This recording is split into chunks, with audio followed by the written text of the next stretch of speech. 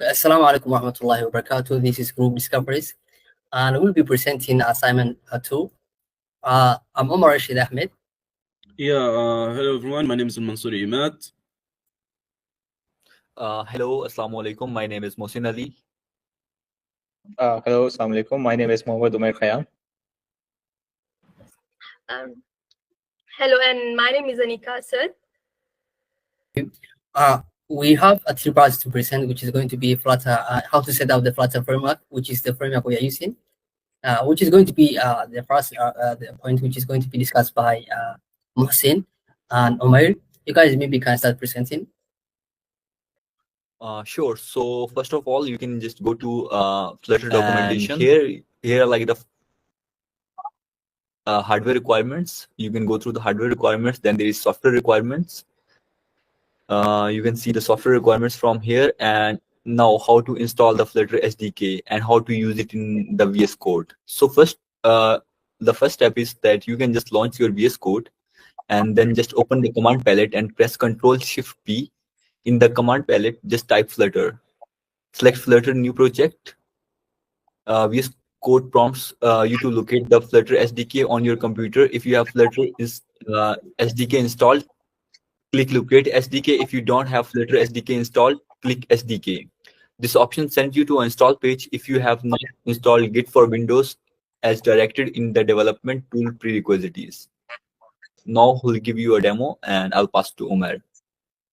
Okay, so once you have actually completed all the requirements and all the specifications that's listed in the documentation, you can simply open VS Code. I will just share my screen for now. So once we are here, as instructed, you open the command palette first, and you can see here you will have the option of Flutter new project. In the event that you don't see this option, you can always go to the extensions, and you have to make sure you have library installed. As you can see here, we have the Dart library installed. Sometimes the option does not come if the Dart library is not installed. So once you're done, you can simply just go and create a Flutter new project. So we're just going to do a skeleton application or an application. So for this, we're just going to use the application. Once that, it will prompt you to select a folder where you have connected your SDK with it. So I think my SDK is located in here.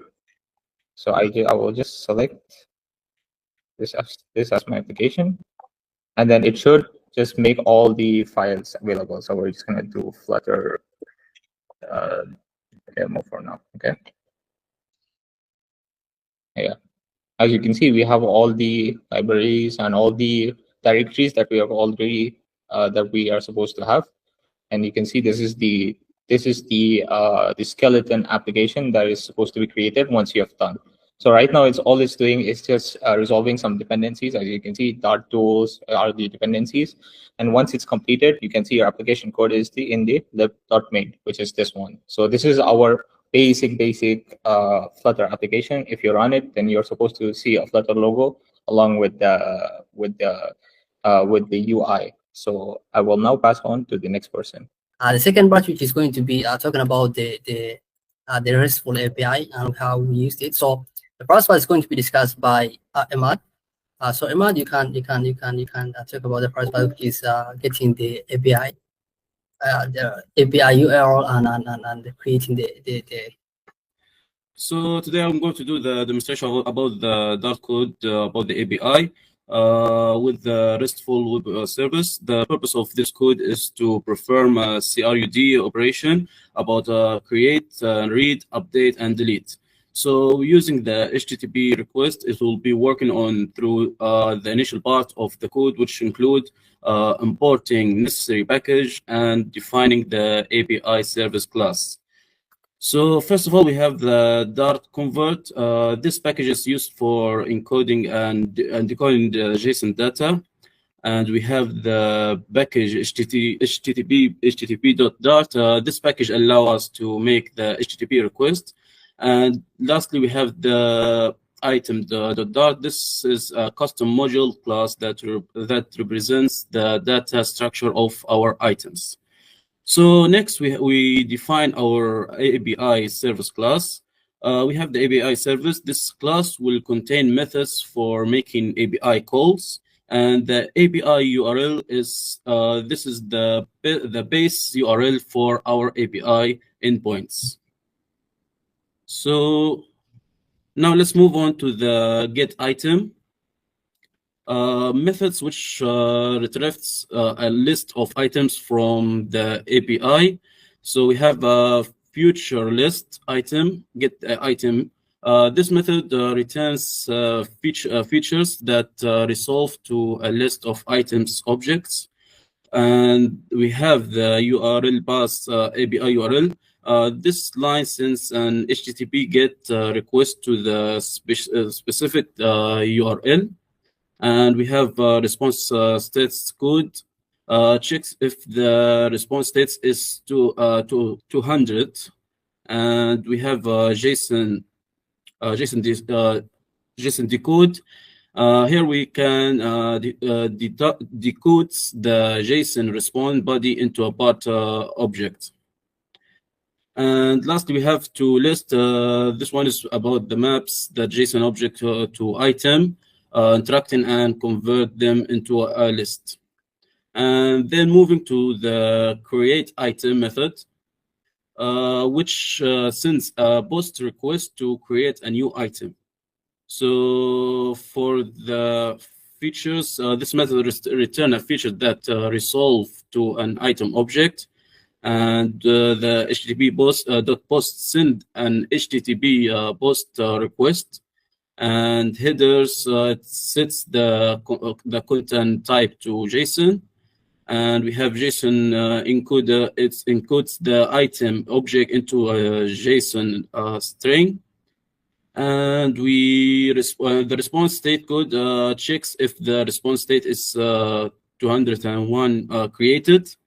And lastly, the item form convert the JSON response body into an item object.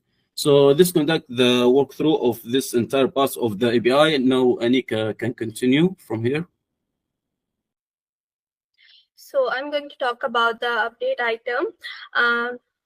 This function, the update item function, update an item on a server and returns the updated item if it's successful.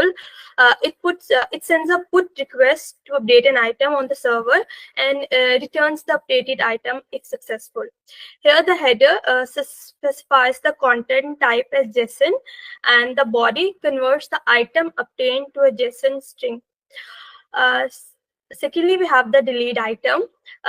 The delete item function deletes an item from the server and doesn't return the value.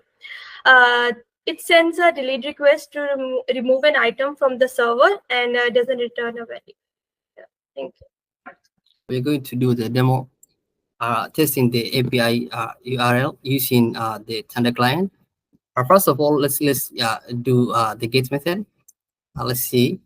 As you can see here, we have successfully got all the items from the JSON placeholder, this API URL. So this is for the get method. Now let's do the post method. We can post. Of course, we have to put body. So this is for posting. It will successfully post, as you can see here. Then we can also do the update using the both method. Let's update specifically this one only. Let's update with ID1. So let me change this one to let me change it to Mohsen maybe. Then we see if it updates. As you can see, it successfully updates. Then we go ahead and delete it. We are going to delete by the ID. So let's go for this ID. It will delete successfully. So as you can see, we have tested get, the post, put, and delete method using this API URL JSON placeholder. So I think that is all for this. Thank you so much. Yes, so this is all our presentation for the RESTful API. So Yes, thank you so much.